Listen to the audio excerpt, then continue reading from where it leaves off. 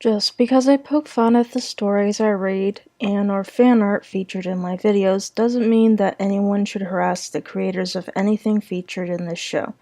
Cyberbullying is a serious issue that damages people emotionally and psychologically, sometimes to the point of self-harm and or suicide. Please keep any and all criticism constructive and reasonable for all parties involved. Thank you. Hey guys, what is up? This is Gothcat bringing you episode 14 of the Crappypasta show.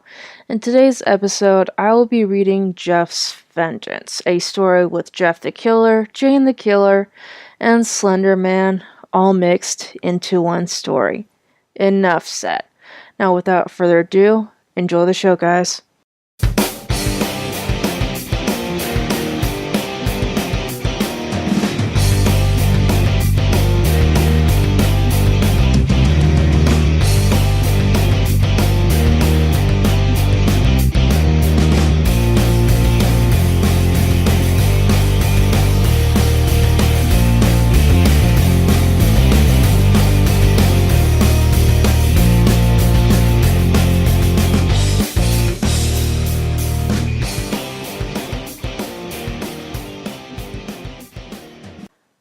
Heaven may welcome all those who are deemed holy enough to obtain entrance, but hell is open to all the others. Hell, however, was not prepared for its next victim. Jeff was laid in a lake of molten gravel, and he just sat back and laughed as if in a meadow. They put him in chains, and he smiled and waved. They carved out his heart, and he thanked them. Hell ate Jeff the Killer and spat him back out. Jeff crawled out of the wreckage of his grave and stood up, embracing the night. He stared skyward and spread his arms wide, laughing and smiling like the maniac he is. Hello world, I'm back, beauty is back. He reached down and tore his knife from the ground and held it up to the moon.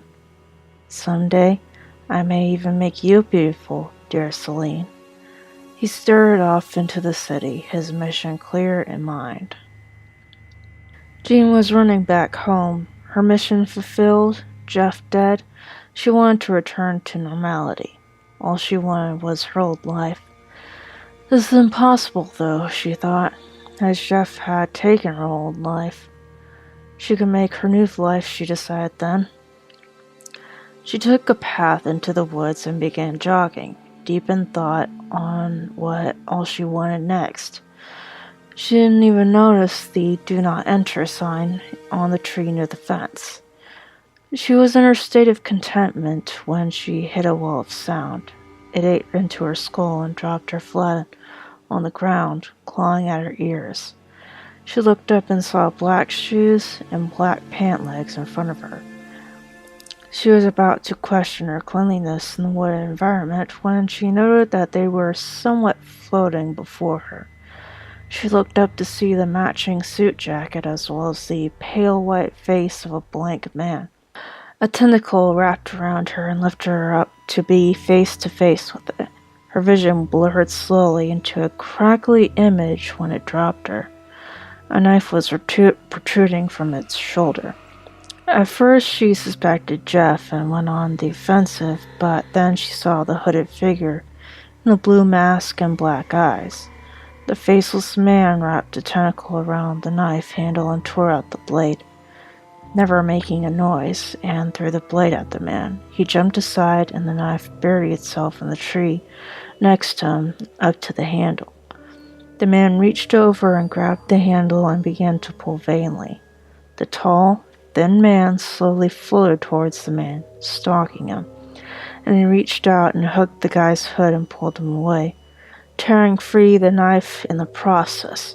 The masked man landed, rolled up, stood up, and charged the suited man. He was just about to collide when... Jeff was musing when he spotted the sign in the woods. He smiled wider than usual and ran in. He heard the sound of a tree crackling when he saw the man with no face standing in a clearing. He ran forward, seeing another man with a knife, redirected himself at him, and tackled him to the ground. The man dropped his knife, but Jeff held his high and slashed a smile at his face. The cut only marred the mask. Jeff angrily started to slash at the mask, but the man bucked up and threw Jeff. Jeff caught his balance and rushed in, driving the blade into the man's side. He still stood, so Jeff caught his foot and dropped him, shoving the knife into his heart. The man lay still. Pulling the knife out, he turned and glared at the faceless man, and for the first time, just noticing Jane, his smile was stretched to the point where his scars were tearing. "Hello, Jane. Thank you for killing me. It was a very rewarding experience. I was able to see others just like me. It was so beautiful." "You are sick, Jeff. You are a curse on this world and all the people who inhabit it. You need to die, Jeff." "That's exactly what your father said when I saw him down there." "My father?" "Yes, your father. Your mother was even there. She says hi. She can say it in person soon enough, though." Jeff reached down and grabbed the masked man's knife from the ground and held both knives crossed. Jane pulled out her own, but the tall man stepped in between them, facing Jeff. "Ah, Slendy, I missed you. You old worm, you." The Slenderman just stared at Jeff and raised his injured tentacle before him, reminding Jeff of his intentions. "It's like that, isn't it? Well, let's see who will win, seeing how we were interrupted last time." Jeff raised his knives high and brought them down in arcs, facing off with his foe. The Slender Man remained still, waiting for Jeff to make the first move. Jeff burst forward, screaming and bringing his knife around for a swing. His blow connected with Slender Man's arm and was brought to a very sudden stop. Jeff's arm could be heard to have snapped from the force. He reeled back and, releasing his knife from his dead arm, charged again. Blow after blow, dodge after dodge, the battle raged on for hours. Jane sat back, watching the two demons go back and forth, viewing the war of humanity and the world beyond. Jeff was beginning to grunt with each swing by the 6th hour, but Slender never slowed once. His tentacles never allowed Jeff the luxury of a relaxing breath. This was a fight to the death, and they both understood it. Suddenly, out of nowhere, Jeff got one blow in, and the monster raised his head as if injured. The knife had hit where any human's heart would be. It tore the knife free with ease and hurled it at Jeff in frustration. The black ooze that seeped from the beak streamed behind the blade as it blew within hair's breadth of Jeff's face, and the sludge blinded him. As he held his eyes in pain, Slenderman picked him up by his throat and bashed him into a tree.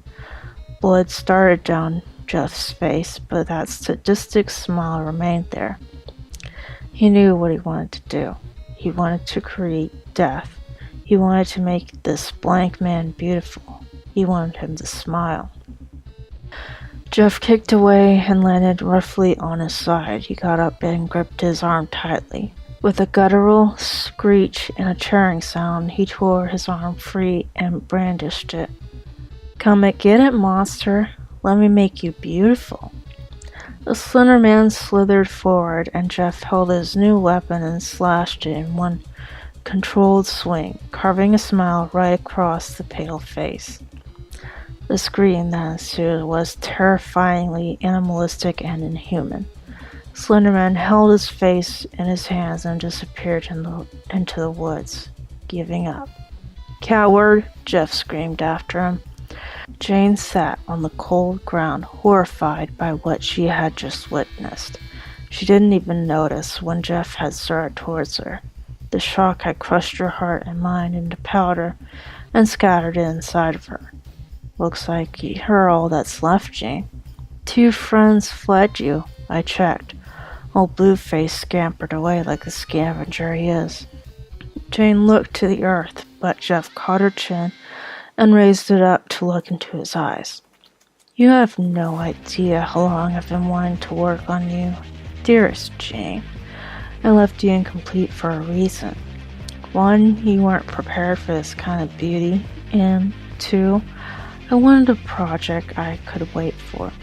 Every smile I carved was to perfect my art for you. I didn't want to accidentally mess up such a potentially lovely face. Go to hell, Jeff. Already been there. Not a bad place, really, only kinda one with too many imperfect people. I couldn't help but play cosmetic surgeon down there. They didn't appreciate it, and so here I am. All the better. Now I have you. He smiled at her as she glared back and gritted her teeth. You're even sicker in the mind. If you think I'm letting you do to me what you've done to so many other innocents, I don't care how many times I have to kill you, I will not let you harm another soul. Naivete, simply cured. Jeff snatched up her knife and slit her ear, first placing the knife in her teeth, then pushing backwards until he felt bone. There. Perfect. Jane stared straight ahead and fainted. Jeff had won. He had actually won. Now the world was truly doomed. Jane awoke in the basement, tied to a chair, her mouth bound, a delirium about her. Where was Jeff? Where was she? What were his plans? As she had these thoughts, she saw the basement door open, and in walked Jeff with a tray of cookies and 2 bottles of alcohol. Well, look who's awake, he grinned and chuckled lightly. Jane struggled against her bindings. He couldn't help but laugh at her helplessness. Welcome home, Jane. You'll be staying with me from now on. You have nowhere else to go, nor do I. I said you were my final project. I meant it. I can't let out beauties be mingled with the features of the homely that walk the grounds above. Jane furiously looked into his eyes and noticed the sincerity in his voice. If she had known better, she would have felt sympathy for this pathetic creature, but alas, she knew just what he was. He leaned forward and put his hand on hers. I know it's strange and not what you want, but if it's any consolation, we do fit well together. In a sick sort of way. We'd be better off together than wasting our time at each other's throats, and by that I mean I'm keeping you down here while I continue my work. Jeff stood up. His arm had been reattached, you noticed, but raggedly, as if home done. He grabbed his knife from the wall and started up the stairs, smiling upwards, his arm outstretched, chuckling and then laughing sickly. Jeff! Jane called out after him as he left. Unable to stop the monster from causing distraction he was well designed for. Okay. As expected, this is a big gulp of silliness. And basically with Jeff the Killer, Jane the Killer, Slenderman, and apparently Eyeless Jack. So it's about as silly as you expect it. Most of the writing was solid except for the second last paragraph. I think in that particular paragraph, you should have at least put quotes at each end of what Jeff said. Yeah. I think what the author should have done would be instead of wasting all this solid writing on something as stupid as this, they probably should have just maybe come up with their own original ideas and I don't know, maybe definitely something not as shit as not as shit as for overrated creepypasta characters fighting, you know. And that's the end of my quip. In the next episode, I'll be reading MLP, no hope left. As for my next upload, get ready for an all new episode of Not Sure of Troll. This is Gothcat signing out. Thank you and goodbye.